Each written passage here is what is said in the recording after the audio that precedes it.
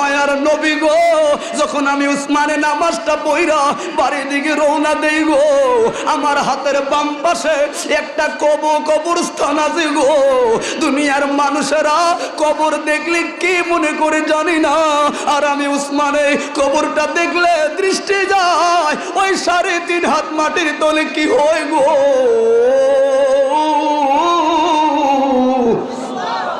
ও মায়ার নবী গো, আপনার জবান থেকে পাইলাম গো, ওই কবরের মধ্যে এই পাশের মাটি আয়া ওই পাশে আমার এমন জোরে বাড়ি মারবো।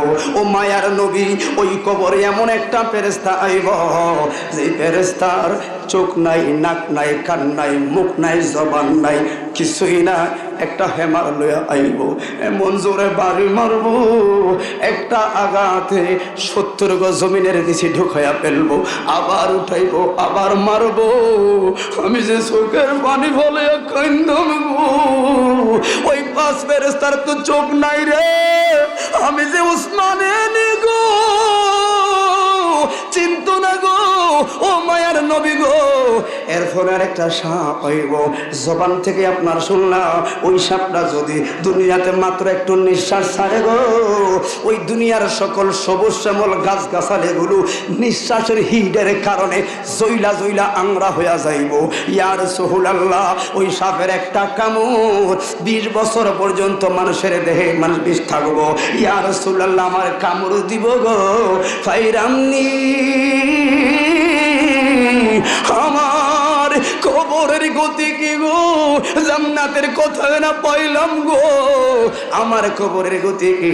আমার নবী বলে, ওসমান রে আয় রে আয়, আমার বুকের মধ্যে আয়। আমার নবী উসমান রে বুকে জড়ায়া কই একটা পাথর লরে, একটা পাথর লইল, ওই পাথরটা সামনে মাইরাদের সামনে মারলো। আমার নবী বলে, ও সাহাবী শুইনারা, এখান থেকে এই পাথর যত দূর পর্যন্ত যায় পড়লো রে, এই এরিয়ার মধ্যে তুই উসমানের কবর হবে, আর এই এরিয়ার মধ্যে যারা ঘুমাইব এরা জান্নাতি রে, জান্নাতি। হাত তুলে বলুন আল্লাহু আকবার। হাই রে, এখনো যায়া দেখবেন ওসমান জান্নাতে ঘুমায়, ঠিক না বেটি? তাহলে আমি কি বুঝাইলাম একটু আপনারা আমার সঙ্গে বলবেন।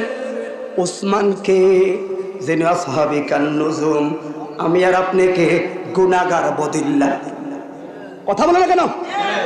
ওসমানকে যে দুনয়নে আমার নবীরে দেখলো, ওসমানকে যে আসহাবী কান নুজুম সাহাবীর মর্যাদা পাইল, ওসমানকে যে নবীর সঙ্গে জিহাদের ময়দানে গেল, ওসমানকে যার টাকা লক্ষ লক্ষ টাকা ইসলামের জন্য খরচ করলো, ওসমানকে যে নবী 2 জন কন্যাকে বিয়ে করলো, নবীর পেছনে জামাতে নামাজ পড়লো,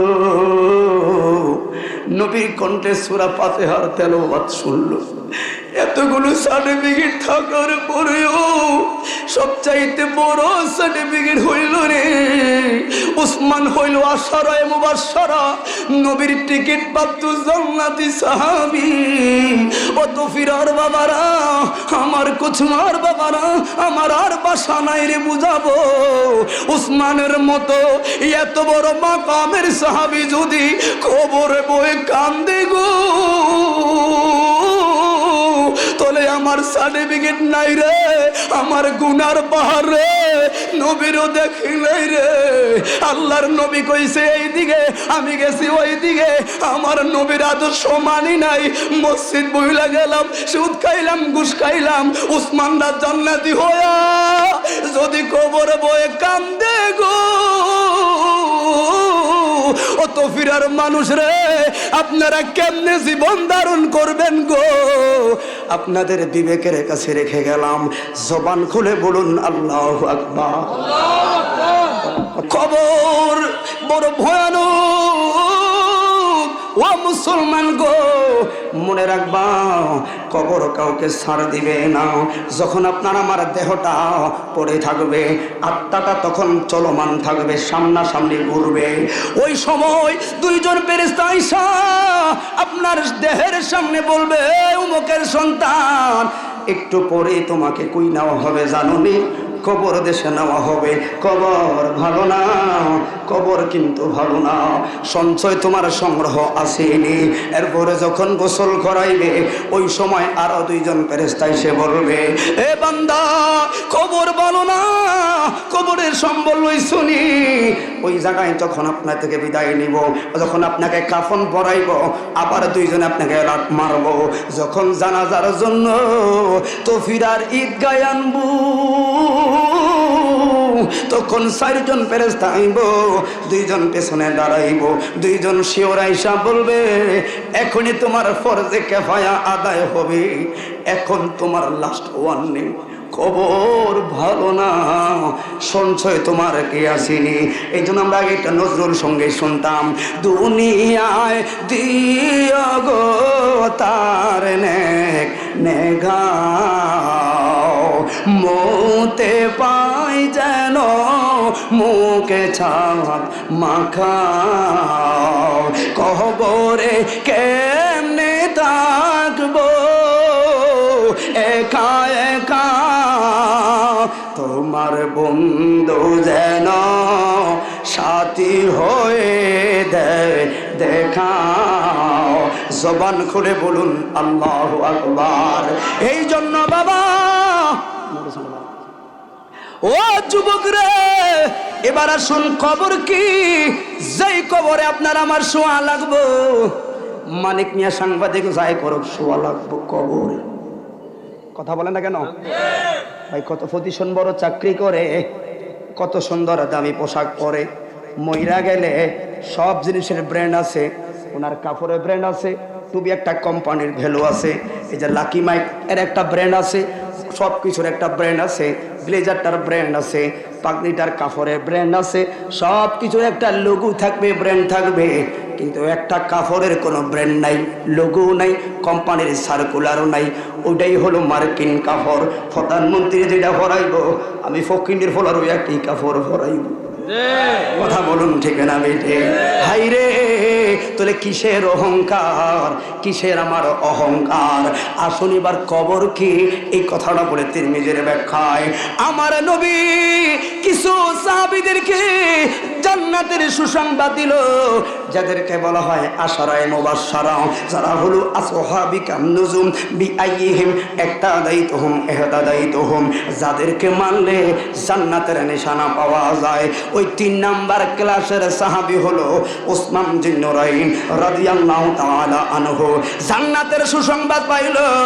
শুধু তাই নয়, আমার নবীজির 2 খানা মেয়েকে বিয়ে কইরা ওনার উপাধি হলো জিন্নুরাইন। নবীর জবানে বলল, উসমান রে জান্নাতি। তাহলে ওই উসমানের কবরের ভয় নাই, মরণের ভয় নাই, উসমানের হাসরের ভয় নাই। ওই উসমান ভালো মানুষ, যখন আরে গোসল কইরা খানা খায়া মসজিদে যাইতো রে, মসজিদ থেকে আসার পথে উসমান ঘরে আইসা শুধু বিনায়া বিনায়া চোখের পানি ফেলায়া কাঁদতো। বিবি বলতো, স্বামী গো, আমরা কি আপনারে কষ্ট দেইনি, কিংবা কোন বিষয়ে আপনারা কষ্ট পান? স্বামী যদি এরকম দৈনিক ঘরের মধ্যে বিনায়া বিনায়া কান্দে গো, তাহলে কার কাছে ভালো লাগবে? ওসমান বলে, বিবি, আমার দুঃখের কথা তোমাদের কাছে বইলা তো লাভ নাই গো। ওসমান জিন্নুরাইন কথা শুই না, এই মেয়ে হলে তো নবীর মেয়ে। হাইরে দৌড়াইয়া নবীর কদমে সালাম দিল, ইয়া রাসূলুল্লাহ, নবী গো, ও মায়ার নবী গো, আপনার কাছে আসলাম। আমার নবী বললেন, আইয়ুকুম মুসলিমা, মা রে মা, তুমি কি জন্য আইবা আগে আমি জানি। জামাই তো ধরার একটা কৌশল খুঁজলাম, আজকে মাত্র পাইলাম। পরের দিন আবার উসমান গেল নামাজ পড়তে, আমার নবী মুস্কি হাসি দিয়া উসমান জিন্নুরের দিকে তাকায়া কয়, জান্নাতি জান্নাতি জান্নাতি।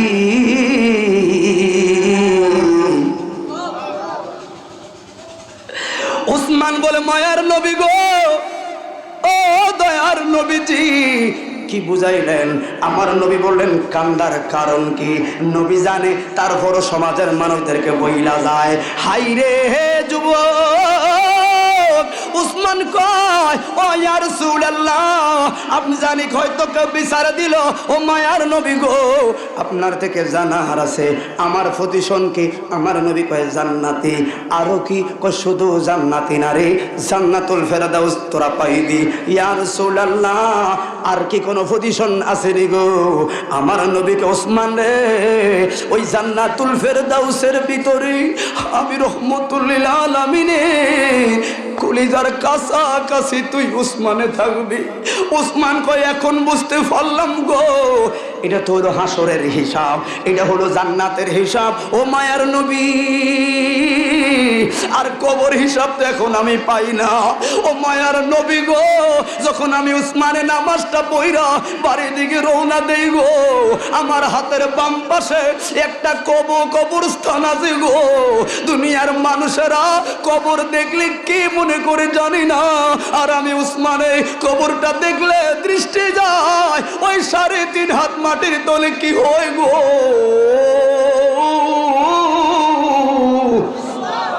ও মায়ার নবী গো, আপনার জবান থেকে পাইলাম গো, ওই কবরের মধ্যে এই পাশের মাটি আয়া ওই পাশে আমার এমন জোরে বাড়ি মারবো। ও মায়ার নবী, ওই কবরে এমন একটা ফেরেশতা আইব, যে ফেরেশতার চোখ নাই, নাক নাই, কান নাই, মুখ নাই, জবান নাই, কিছুই না, একটা হেমার লইয়া আইব, এমন জোরে বাড়ি মারবো, একটা আঘাতে 70 গজ জমিনের নিচে ঢুকাইয়া ফেলবো, আবার উঠাইবো, আবার মারবো। আমি যে চোখের পানি ফলে কান্দম গো, ওই 5 ফেরেশতার তো চোখ নাই রে, আমি যে উসমানে নি গো, চিন্ত না গো। ও মায়ার নবী গো, এরপরে আর একটা সাপ হইব, জবান থেকে আপনার শুনলাম, ওই সাপটা যদি দুনিয়াতে মাত্র একটু নিঃশ্বাস ছাড়ে গো, ওই দুনিয়ার সকল সবুজ শ্যামল গাছ গাছালিগুলো নিঃশ্বাসের হিটের কারণে জইলা জইলা আংরা হইয়া যাইব। ইয়া রাসূলুল্লাহ, ওই সাপের একটা কামড় 20 বছর পর্যন্ত মানুষের দেহে মানুষ বিষ থাকবো। ইয়া রাসূলুল্লাহ, আমার কামড় দিব গো, ফাইরামনি, আমার কবরের গতি কি গো, জান্নাতের কথা না পাইলাম গো, আমার কবরের গতি কি? আমার নবী বলে ওসমান রে, আয় রে আয়, আমার বুকের মধ্যে আয়। আমার নবী উসমান রে বুকে জড়ায়া কই একটা পাথর লরে, একটা পাথর লইল, ওই পাথরটা সামনে মাইরাদের সামনে মারলো। আমার নবী বলে ও সাহাবী শুইনারা, এখান থেকে এই পাথর যত দূর পর্যন্ত যায় পড়লো রে, এই এরিয়ার মধ্যে তুই উসমানের কবর হবে, আর এই এরিয়ার মধ্যে যারা ঘুমাইব এরা জান্নাতি রে, জান্নাতি। হাত তুলে বলুন আল্লাহু আকবার। হাই রে, এখনো যায়া দেখবেন ওসমান জান্নাতে ঘুমায়, ঠিক না বেঠিক? তাহলে আমি কি বুঝাইলাম একটু আপনারা আমার সঙ্গে বলবেন। ওসমানকে যিনি আসহাবী কান নুজুম, আমি আর আপনাকে গুনাহগার বদিল্লা, কথা বলে না কেন? ওসমানকে যে দুনয়নে আমার নবীর দেখলো, ওসমানকে যে আসহাবী কান নুজুম সাহাবীর মর্যাদা পাইল, ওসমানকে যে নবীর সঙ্গে জিহাদের ময়দানে গেল, ওসমানকে যার টাকা লক্ষ লক্ষ টাকা ইসলামের জন্য খরচ করলো, ওসমানকে যে নবী 2 জন কন্যাকে বিয়ে করলো, নবীর পেছনে জামাতে নামাজ পড়লো, নবীর কণ্ঠে সূরা ফাতিহার তেলাওয়াত শুনলো, এতগুলো সার্টিফিকেট থাকার পরেও সবচাইতে বড় সার্টিফিকেট হইল রে ওসমান, হইল আশারায়ে মুবাশশারা, নবীর টিকিট প্রাপ্ত জান্নাতি সাহাবী। ও তো ফিরার বাবারা, আমার কুছমার বাবারা, আমার আর বাসা নাই রে বুঝাবো, ওসমানের মতো এত বড় মাকামের সাহাবী যদি কবরে বয়ে কান্দে গো, তাহলে আমার আমার সার্টিফিকেট নাই রে, আমার গুনার পাহাড় রে, নবীরও দেখি নাই রে। আল্লাহর নবী কইছে এইদিকে, আমি গেছি ওইদিকে, আমার নবীর আদর্শ মানি নাই। মসজিদ বইলা গেলাম, সুদ খাইলাম, ঘুষ খাইলাম, উসমানরা জান্নাতি হইয়া যদি কবর বয়ে কান্দে গো, ও তো ফিরার মানুষ রে, আপনারা কেমনে জীবন ধারণ করবেন গো? আপনাদের বিবেকের কাছে রেখে গেলাম, জবান খুলে বলুন আল্লাহু আকবার। কথা কি বুঝলেন আমার? ওসমানের মতো মাকাম সাহাবী কবরে ভয়ে কানলে আপনি কেমনে চলবেন? শিক্ষিত মানুষ আর বলা লাগবে না। কথা বলেন ঠিক না বেঠে? কারণ একদিন তোমারি নাম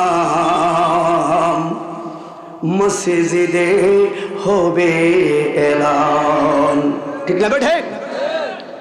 তৈরি থেকো, তৈরি রেখো, তৈরি থেকো, তৈরি রেখো, কবরের মাল সামাল একদিন তোমারি নাম মসজিদে হবে এলান। কথা বলুন ঠিক না বেঠে? এই জন্য বাবা এবার আপনাদের কথায় যাই। আরে হাসর পরে রে, মৃত্যু আর কবরের ঢেউ তো আমি সামলানোর যোগ্যতা নাই।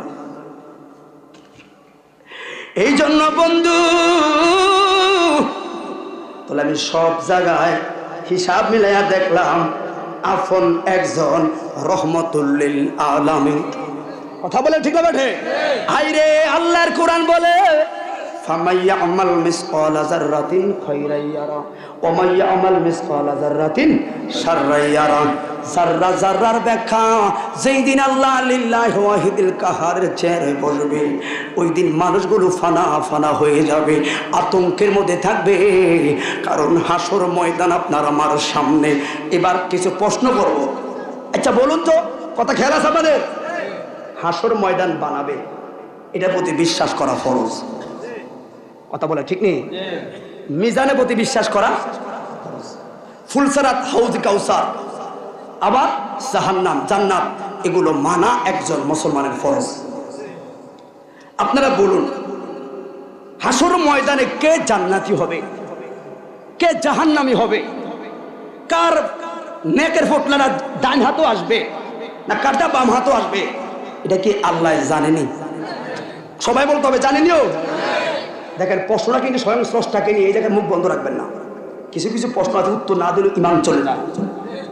হাসর ময়দানে কে জান্নাতি হবে, কে জাহান্নামী হবে, এটা কি আল্লাহ জানে কি জানে না? সবাই বলেন জানে কি জানে না? তাহলে এবার আপনাদের কাছে প্রশ্ন, তাহলে আল্লাহ যদি জানে কোনটা জান্নাতি কোনটা জাহান্নামী, তাহলে এই হাসর ময়দানের 50,000 বছর রাস্তা কি দরকার? জান্নাত দিলে জান্নাত দিয়ে দেন, জাহান্নামে জাহান্নামে দিয়ে দেন, মামলা শেষ। কথা বলা ঠিক না বেটে? তাহলে প্যাঁচ একটা আছে না নাই? প্যাঁচ হলো ওই যে আমরা আখিরি নবীর উম্মত। কথা বলা ঠিক না বেটে? এই রহস্যগুলো, কারণ আপনি সুন্নি বক্তাটি যে অর্থটি আনবেন, আমরা যত সাবজেক্ট দিবেন ফিনিশিং কিন্তু দিবেন নবীর গোলামের কাছে নিয়ে। কারণ এরা যত সাবজেক্ট দিবেন এরা রসুলের পাকের কদমের কাছে ঘুরাবে ওয়াজ। কারণ নবী ছাড়া কোনো গতি, কথা বলেন গতি আমি জানি। কারণ আল্লাহ বলছেন কুল ইন কুনতুম তুহিব্বুনাল্লাহ, ভালোবাসবি আমাকে লাগবো কেমনে ভাইবি? কুল হু আল্লাহু আহাদ আল্লাহুস সামাদ। ওমা এই সূরার দিকে তাকায় দিয়ে আল্লাহর কিছুই নেই, আপনারা ভয়াম কেনে? আল্লাহ কয় আছে আছে, ফাত্তাবিউনি, আমার হাবিবুল্লাহ আছে। কথা বলে ঠিক না বেঠে? এই জন্য নবীকে ভালোবাসো জানের চাইতে, কারণ লা ইউমিনু আহাদুকুম হাত্তা কুনা হাব্বা ইলাইহি মিন ওয়ালিদিহি ওয়া ওয়ালাদিহি ওয়ান নাসি আজমাইন। বুখারী বর্ণনায় সব কিছুর চাইতে মুস্তাফার প্রেম যদি গলার মালা বানাতে না পারো, হাজি হবে, গাজী হবে, মুফতি হবে, মুহাদ্দিস হবে, ইমামদার হওয়া যাবে না। কথা বলো ঠিক না বেটা? কারণ ওই আল্লাহ বলছেন হাদিসে কুদসিতে, লাউলা কালামা খালাকতুল আফলাক, বন্ধুকে না বানাইলে কিছুই বানাইতাম না। এই জন্য মরণে, কবরে, হাসরে, মিজানে প্রত্যেকটা সেক্টরে গুনাহগার আখিরি নবীর উম্মতের সালান হলো একটা, আমার নবী বড় দয়াময়। কথা বলেন, আমার যে পরিমাণ আমল, এই পরিমাণ আমল দিয়ে আমি জান্নাতে যাব? জান্নাতে যাওয়ার পূর্ব সত্যই হলো আল্লাহ পাকের দয়া। আল্লাহর দয়া ছাড়া কেউ জান্নাতে যেতে পারবে না। আর আমরা রহমতুল লিল আলামিনকে আশা করি, কারণ কি নবীর খেতাবই হলেন রহমতুল লিল আলামিন। আমার নবীর খেতাব হলো হাবিবুল্লাহ। তো বন্ধু বন্ধুর সাথে কালেকশন থাকলে আশা করি একটা গতি মিলবো। কথা বলো ঠিক না বেঠে? এই জন্য তো বলে ইয়া রাসূলুল্লাহ, ভাই কেমন কোরআন বলে সাংবাদিক আওয়াজ, ইয়া রাসূল, কষ্ট হলে কইেন না, নবী লাগলে কইেন ও ও আল্লাহ ইয়া রাসূল।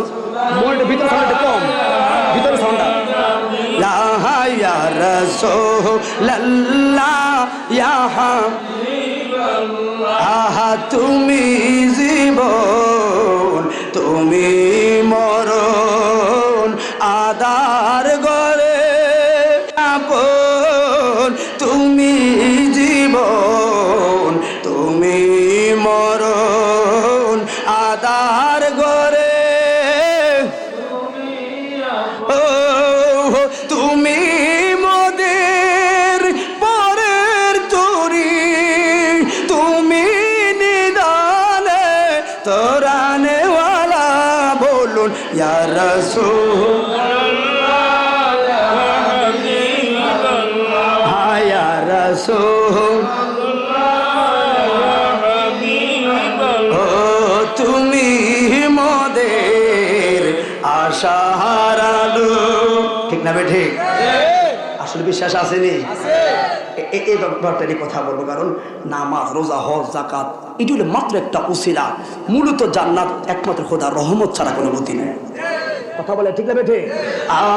তুমি মোদের আশার আলো, তাই তো তোমায় বাসি ভালো, তুমি মোদের আশার আলো, তাই তো তোমায় বাসি ভালো, হৃদয় নামে ফুলদানিতে গেথে রেখেছি প্রেমের মালা, ইয়া রাসূলুল্লাহ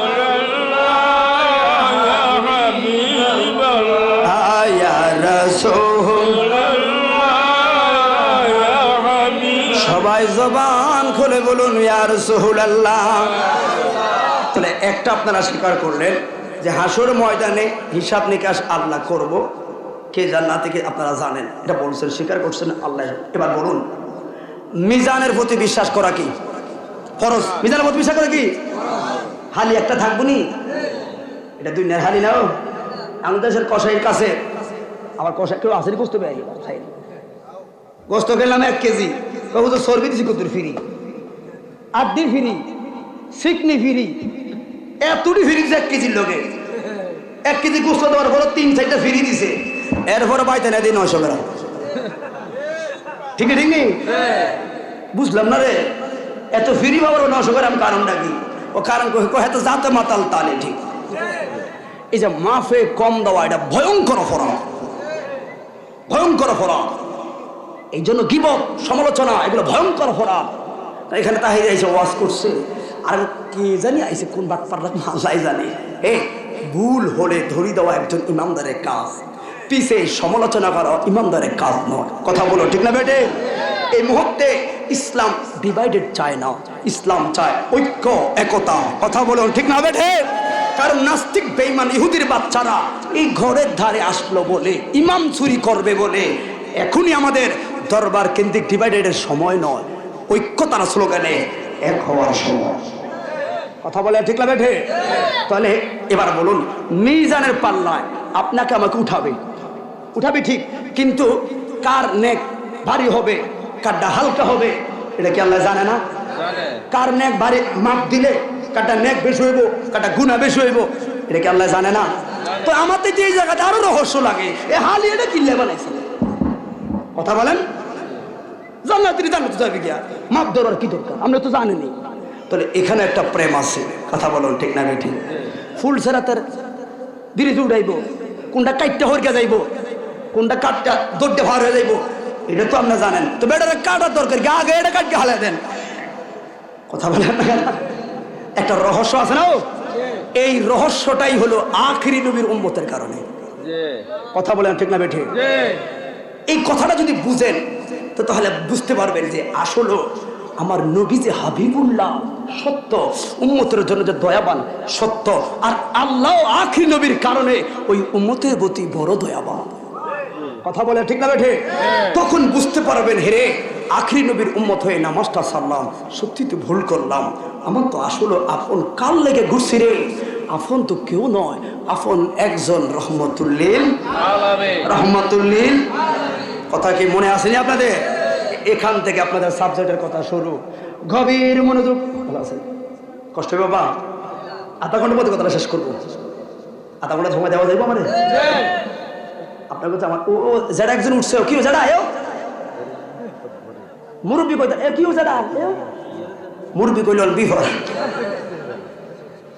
ভাইয়ের আমার ও বন্ধুরি।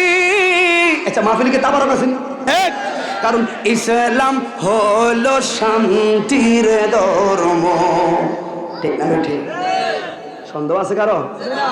ইসলাম হলো শান্তির ধর্ম, আছে সুবিচার, অন্য ধর্মের প্রতি কবু করে না বিচার, মিলে মিশে থাকার কথা দিয়েছে নবী বলে, তোমার কেন জ্বলে রে বন্ধু? আছে না নাই? এই জন্য ভাই অল্প সময় কথাটা যেটা প্রশ্ন করে ফেললাম, উত্তরটা না মিলাইলে আপনার কাছে একটা আউলা জাউলা লাগবো। কিরে কথা কি বললো? হাসর মিজানের প্রশ্ন তুললাম, এবার সমাধান দরকার আছে না নাই? কথা বলুন, আছে না নাই? ও বন্ধুরে, প্রথম কথা হলো আল্লাহর কোরআন বললে ইয়াউমা লা তামলিকু নাফসুন লিনাফসিন শাইআ, হাসরের ময়দান যখন কায়েম হইব, এক আত্মা আর এক আত্মার বিরোধী হয়ে যাবে। ও বন্ধুরে, এই আত্মাগুলো অন্য বাড়ির কেউ নয়, আপন আপন লোকগুলো আপনার বিরোধী হয়ে যাবে। ওই যে বললাম আমার নবী হলো আপন রে, আর এছাড়া আমার কেউ আপন নয়। কেন বললাম রে? সহিহ বুখারীর বর্ণনায়, আজকে যারা যুবক ভাইরা এসে শুনে রাখো, বুখারীর বর্ণনায় হাসরের ময়দানে 7 ধরনের লোক আল্লাহর রহমতের লামখানের নিচে জায়গা পাবে, যেই দিন অন্য কেউ আর জায়গা পাওয়ার কোনো সিস্টেম থাকবে না। ওরে বন্ধুরে, জাহান্নাম বড় ভয়ানক রে। হাসরের ময়দানের এই 12 তাপের সূর্য আরো বড় ভয়ানক। সূর্যটা ঠিক মাথার উপরে চলে আসবে। আম্মা জান আয়েশা থেকে হাদিস পাইলাম, আমার নবীর জবান মুবারকে যেই মাত্র ঘোষণা করলো হাসরের ময়দান বড় ভয়ানক, ওই জায়গায় আম্মা জান একটা সুন্দরভাবে প্রশ্ন করলো, ইয়া রাসূলুল্লাহ, ইয়া হাবিবাল্লাহ, আপনার জবান থেকে শুনলাম গো, এটা বুখারীর বর্ণনায়, হাদিসটা আমার সামনে ফেজেন। এখন তিনটা একসাথে বলে আপনারা বুঝবেন না, শুধু অনুবাদটা বলে যাই। ও মায়ার নবী, আপনার জবান থেকে শুনলাম গো, হাসরের ময়দানে যারা একত্রিত হবে এরা বেলে সবাই উলঙ্গ অবস্থায় উঠবে, কারো পায়ে জুতাও থাকবে না, এরা খতনাবিহীন অবস্থায় উঠবে, উলঙ্গ হবে, কোনো কাপড় চোপড় থাকবে না। ইয়া রাসূলুল্লাহ, ও মায়ার নবী গো, এখন যেই মজলিসে আপনি রহমতুল্লিল আলামিন থাকবেন, ওই মজলিসে তো আমার আব্বাস সিদ্দিক আকবর থাকবো, একটা লজ্জার কি ব্যাপার আছে না? একটা কি লজ্জার ব্যাপার আছে না? আমার নবী বলে আয়েশা রে, শুই না রাখ রে, ওরে ওই দিন কোন মানুষের কাপড় থাকবে না, খতনাবিহীন অবস্থা উঠবে সত্য। তো মায়ের নবী গো, আব্বাস সিদ্দিক আকবর না সামনে থাকবো, স্বামী এক জায়গায়, বাবা থাকবো এক জায়গায়, আমি যদি খালি গায়ে উঠে কাপড় না থাকে একটা লজ্জা কি ব্যাপার না? দু নয়নের পানি সাইরা রে আমার নবী বলে নাই সারে হাসরের ময়দানে উলঙ্গ সবাই উঠবে রে, কিন্তু মনে রাখ ওই হাসরের ময়দানটা দুনিয়ার মতো সময় হবে না রে। কারণ কি, কার ডাইন হাতে আমল আসবে, কার বাম হাতে আমল আসবে, এই নি জাহান্নামের ফেরেশতারা টান দিয়ে লয়ে গেল রে, এই নি জান্নাতের ফেরেশতারা আইলো রে, এই নি আমার আল্লাহ মাকামে মাহমুদের কাছে বিচারের জন্য আমার ডাক দেয় রে। এই টেনশনে ডাকবো রে, কার পরনে কাপড় আছে রে দেখার সময় পাইতো না, এমন পেরেশান থাকবো রে। এই নিয়ে আমার এই জাহান্নামের ফেরেশতারা টান দিল, কার পরনে কাপড় এগুলো দেখার সময় থাকবে না। আম্মা জান দু নয়নের পানি ফেলে কান্না শুরু করলো। এরপরে বললো মায়ের নবী গো, আপনি না মেরাজের রাতে দেখলেন জাহান্নামের ঘটনা, কি দেখলেন? আমার নবী বললেন বুখারী বর্ণনায়, আয়েশা জাহান্নামে দেখলাম সবচাইতে বেশি মহিলারা দাউ দাউ করে আগুনে জ্বলছে। ইয়া রাসূলুল্লাহ, তবে মহিলারা আগুনে জ্বলার কারণ কি? কারণ হলো কয়েকটা, একটা হলো একমাত্র মহিলারা থোতার কারণে, মুখের কারণে। কথা বলে না কেন? আমি কসু আর মহিলারা বালা, কিছু কিছু মহিলারা আছে স্বামীরে কয় রে রে আই দেখে তোর ভাত খাই রে, ও মা আই কি কসু আর ভাষা কথা কই থাকতেন না, নিজের গ্রামের ভাষা। পর্দা ফরজ, মহিলাদের পর্দা রাখা ফরজ। যে মহিলা বিষয় রাখবেন, আমার বিষয় হলো কবর হাসর, এগুলো বলতে গেলে সবগুলো কথা আসবে। কবরকে সুন্দর করো, হাসরকে সুন্দর করতে গেলে কোন বিষয়গুলো বরখাস্ত করা লাগবে? আমি প্রধান বক্তা, আমি প্রত্যেকটা বিষয় ইঙ্গিত দিয়ে আপনাকে সাজানো দরকার। কথা বলো ঠিক না বেঠে? ও মা, যে মহিলা স্বামীর কণ্ঠের যে আওয়াজটা তুললো, ওই মহিলাটা দায়ুজ হয়ে গেল। আর দায়ুজ লা ইয়াদখুলুল জান্নাহ, দায়ুজ কখনো জান্নাতে যাবে না। মসজিদের হুজুর জানা সত্য একজন দায়ুজের হাতের রান্না খাবার খেতে পারে না। এবার আপনার হিসাব করা চান, আপনার গলার উপরে বলছে কেউ উঠাইছে, কলা উঠাইছে, এর প্রতিশোধ কোথায় গেছে? আল্লাহর পরে যদি সেজদার বিধান থাকতো, আমার নবী কয় ও মহিলারা তোমরা তোমার স্বামীর পায়ে সেজদা করো। আর আঙ্গ দেশের মহিলারা কথার কথা কয় আমি দেখি আর কি আমার ঘর ভাত খাইছি, অন্য মেয়ে হলে 2 দিনও টিকতো না। এখন মহিলাদের কমন ডায়লগ, সাবধান সাবধান, স্বামীকে শ্রদ্ধা করো, শান্তি আসবে। কথা বলো ঠিক না বেটে? কারণ ভাইয়ারাম আল্লাহর কুরআন বলল فَمَن يَعْمَلْ مِثْقَالَ ذَرَّةٍ خَيْرًا يَرَهُ وَمَن يَعْمَلْ مِثْقَالَ ذَرَّةٍ شَرًّا يَرَهُ। কারণ আমি জানি রে কুল্লু মান আলাইহা ফান ওয়া ইয়াবকা ওয়াজহু রাব্বিকা যুল জালালি ওয়াল ইকরাম, সব কিছু ফান হয়ে যাবে, শুধু যুল জালালি ওয়াল ইকরাম থাকবে। আর একটা জিনিস থাকবে, নবী পাকের প্রতি দরুদ ও সালাম। ও বন্ধু, তাহলে প্রশ্নগুলো রয়ে গেল।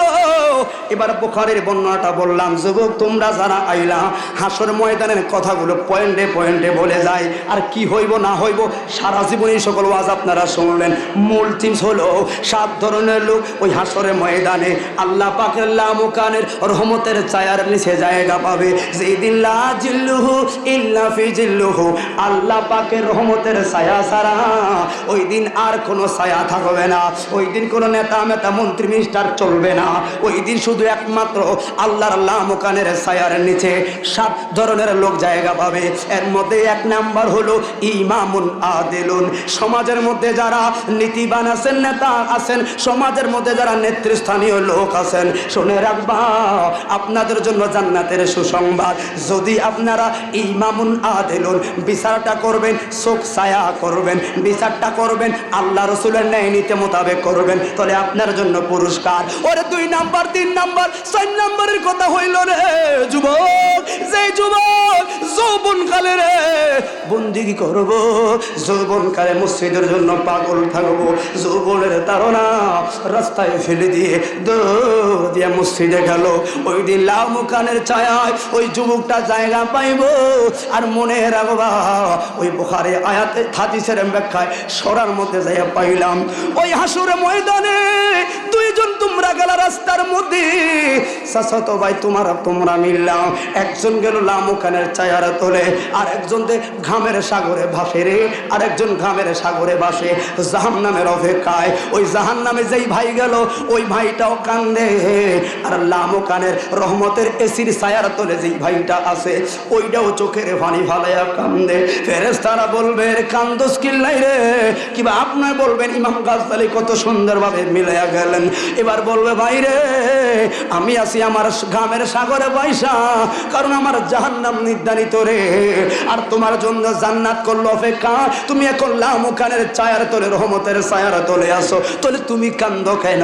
আমি না কানবো, বড় কষ্ট লাগে। ওই ভাইটা বলবে আমি কান্দি আনন্দে রে, আনন্দে। তুমি কান্দো দুঃখে, কয় আনন্দের কারণ কি? পয়সা আছে তো বাইরে, আমার আল্লাহর দরবারে শুকর এই জন্য দুই ভাই একসঙ্গে রওনা দিলাম রে। তো ফিরার বাজারের মধ্যে যাব, হঠাৎ কইরা মাগরিবের আজান দিল, তুমি গেলা আড্ডার মধ্যে, আমার খোদায় আমার নিচে মসজিদের ভিতরে, তুমি গেলা দুষ্টামির মধ্যে, আমার মাওলা আমার প্রতি মায়া কইরা আমার নিচে মাদ্রাসার মাহফিলে, তুমি গেলা খারাপ কাজে, কিন্তু আমার আল্লাহ যে আমার প্রতি মায়া কইরা আমারে মসজিদ বলাইছে রে। আমার আল্লাহ তো পারতো আমার খারাপ কাজ রাখো, তোমার রাখতো আমার জায়গায়। আমি এই শুকুর কেমনে নিয়ে আমরা আমার মালিক যে দুনিয়ায় আমার প্রতি রহম করছে রে, জবান করে বলেন আল্লাহু আকবার। সেই সময়টা আপনার আমার সামনে। এবার